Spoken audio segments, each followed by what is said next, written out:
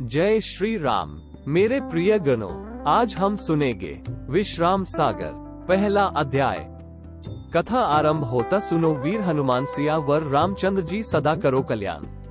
भगवान राम, सीता जी, संतों, गुरुजनों, गणेश तथा सुखदायिनी माँ शारदा का स्मरण करके तथा उनकी वंदना का बखान करके नाना प्रकार के ग्रंथों के मत का वर्णन करता हूँ। अविद्या के मूल को नाश करने वाली शारदा देवी के चरणों की वंदना करता हूँ। हे माता, अनुग्रह करके मेरी बुद्धि का शोधन कर तथा मुझे विद्या और सुमति दे। एक दंत वाले, हाथी के से वदन वाले, सुख के धाम और दुहक के विनाशक, प्रकाशमान चंद्रमा को शीश पर धारण करने वाले श्री शंकर भगवान के पुत्र, गणों के नायक, जो रिद्धि सिद्ध और सद्बुद्धि के दाता और कुमति को दूर करने वाले हैं, उन गणेश जी का जो हृदय से स्मरण करता है उसके समस्त विघ्न नष्ट हो जाते हैं और कुमति का अंकुर कभी नहीं उगता। जो पाप विनाशक है और जिनका यश त्रिभुवन विख्यात है, उन पार्वती जी के पुत्र गणेश जी की जय हो। जय हो। रघुनाथ दास उन गणनायक के चरणों की बारंबार वंदना करते हैं।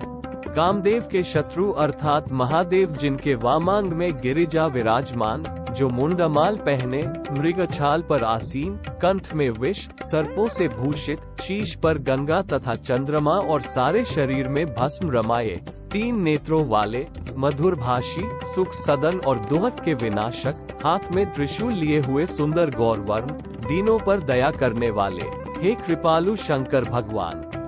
रघुनाथ दास आपकी वंदना करता है कि मुझको अपना सेवक जानकर कृपा कीजिए। मैं सर्वगुण संपन्न ब्राह्मणों के निर्मल एवं सुंदर चरणारविंदों की वंदना करता हूँ।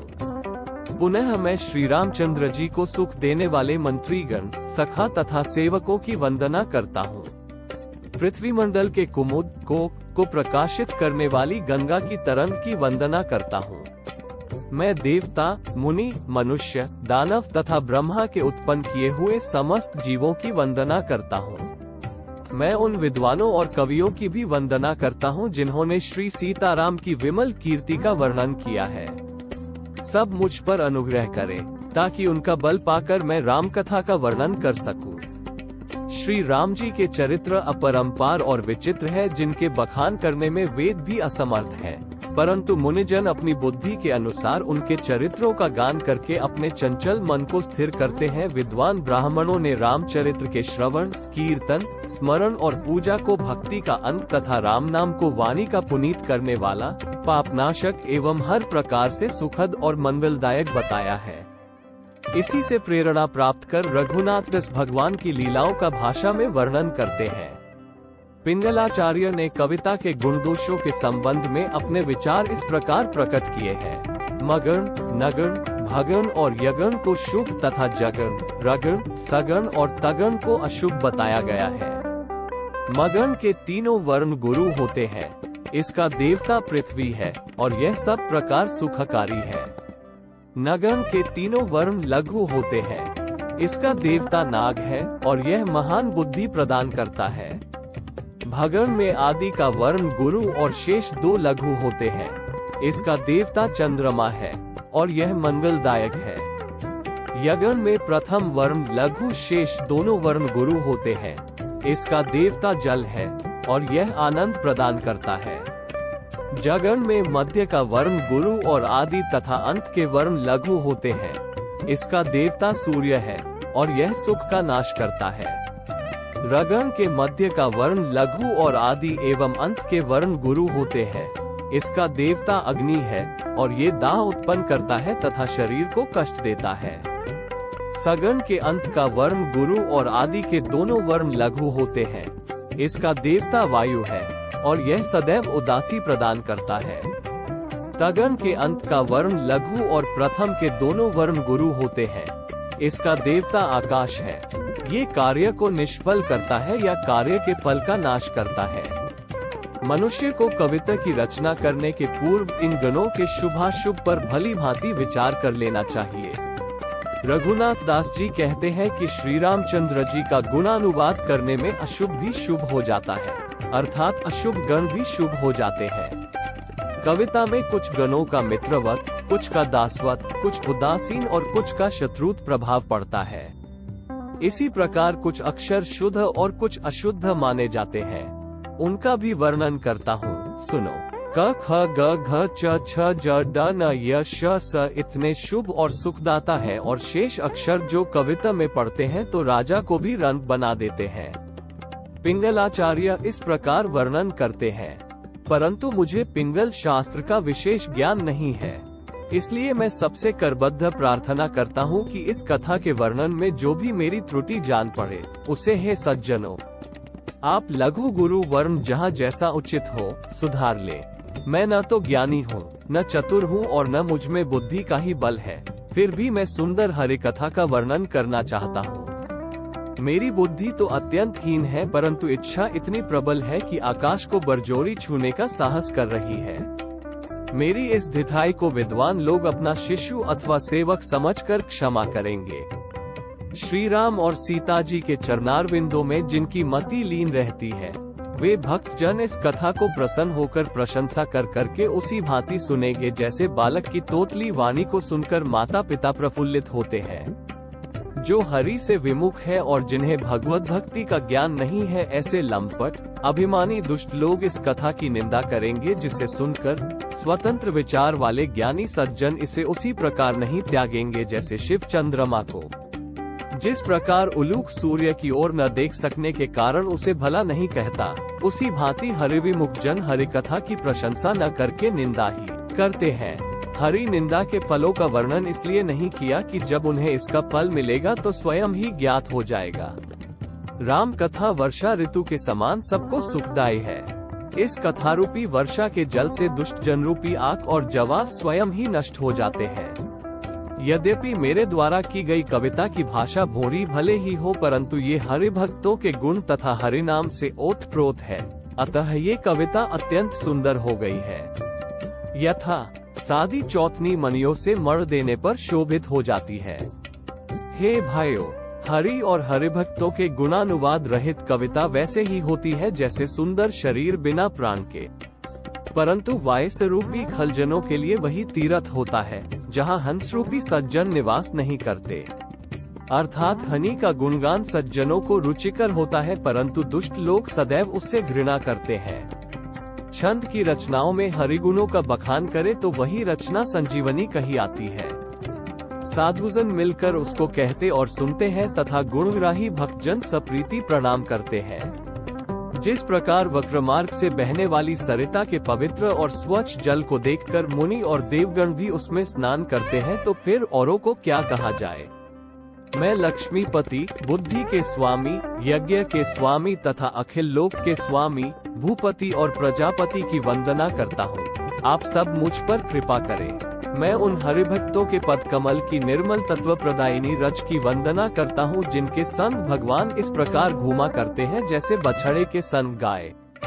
रघुनाथ दास कहते हैं कि यद्यपि मैं महापात की, कामी, कुटिल और खल हूँ, फिर भी आपका ही हूँ। ये समझकर मेरा हाथ मत छोड़िए। बड़े लोग जिसे अपनाते हैं उसका पूर्ण रीति से प्रतिपालन करते हैं। यदि इसमें कष्ट भी होता है तो भी उसका परित्याग वैसे ही नहीं करते जैसे शेष पृथ्वी का, शंकर विष का और सागर अग्नि बड़वाग्नि का। फिर मैं मलिनमन दुष्टों की भी वंदना करता हूँ, जो गुणों की खान राम भक्ति से रहित है और जो दूसरे के दुहक से सुखी होते हैं तथा पराये सुख से उनकी बड़ी हानि होती है। साधुजन रत्नों के भंडार के सदृश है और दुष्ट जन सुतली की भांति है। मरने पर भी ये अपनी टेक नहीं त्यागते। इसी से मैंने इनकी वंदना करना नहीं छोड़ा। संतों के स्वभाव का प्रभाव देखकर और दुष्टों के व्यवहार का अनुभव करने के बाद मैंने निर्भय होकर इस ग्रंथ की रचना की। हाथी के शत्रु अर्थात सिंह के शावक को कुत्ते क्या हानि पहुंचा सकते हैं। भूखते ही मार डाले जाएंगे। मैं संतों के समाज की शीश नवाकर और हाथ जोड़कर वंदना करता हूँ, जहाँ हरि नाम रूपी जहाज पर अनेकानेक पापी चढ़कर भवसागर पार हो जाते हैं। श्री गुरुदेव के श्री चरणों की वंदना बारंबार करता हूँ, जिनकी कृपा से भवसागर से मुक्ति मिल जाती है।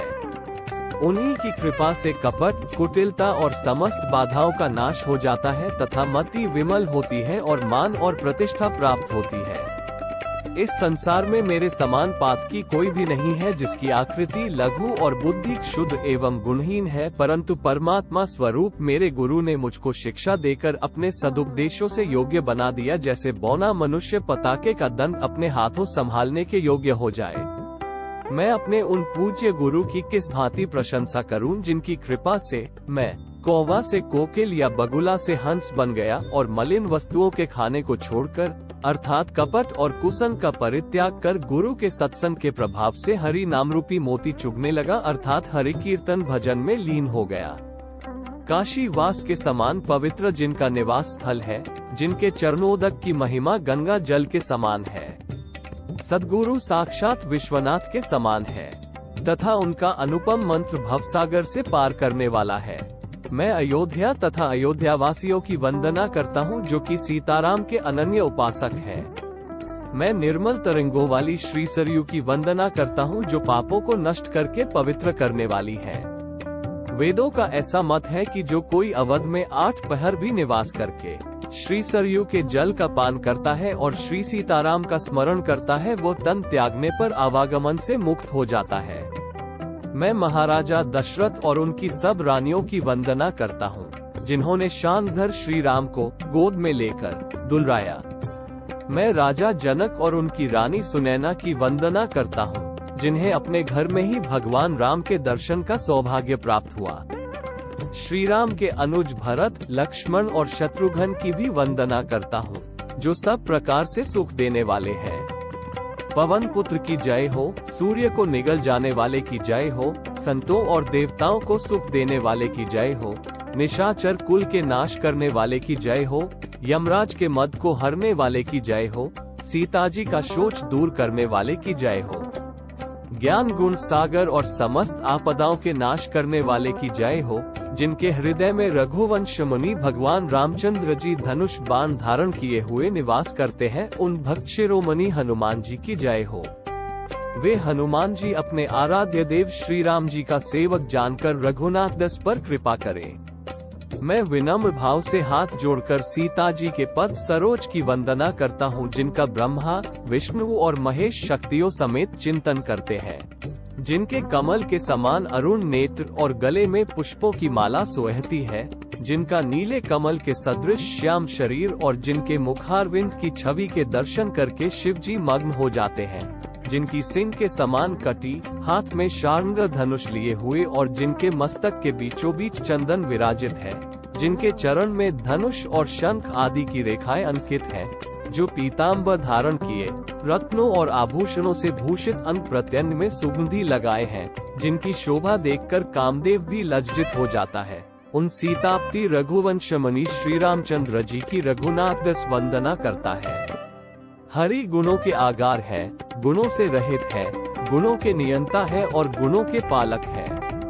वे ही गुणनायक, गुणहीनों के गुणदाता तथा गुणों के समूह है। माता पिता गौ मित्र द्विज और गुरु की हत्या करने वाला और महापातकी भी भगवत कीर्तन करने से पाप मुक्त हो जाता है। जिसकी कृपा से अंधे को आँखें, पन्नू को पाँव और गूंगे को बोलने की शक्ति प्राप्त होती है, उन्हीं पापियों की भांति मैं भी भगवान के चरणों में ध्यान लगाकर उनकी लीलाओं का बखान करूंगा। इति श्री विश्राम सागर सबमत आगर ग्रंथ उजागर श्री रघुनाथ दास राम सनेकृत वंदना वर्णो नाम प्रथमोध्याय। कथा समाप्त होता सुनो वीर हनुमान सिया वर रामचंद्र जी सदा करो कल्याण। मेरे प्रिय गणों, आपको पहला अध्याय वंदना अच्छा लगा हो तो दूसरा अध्याय कथा प्रसंग वर्णन सुनने के लिए कृपया हमारे YouTube channel blessings of gods को सब्सक्राइब करके बेल नोटिफिकेशन को ऑन कर ले। और हाँ, हमारी वीडियो आपको अच्छी लगी हो तो लाइक और शेयर अवश्य करें। जय श्री राम।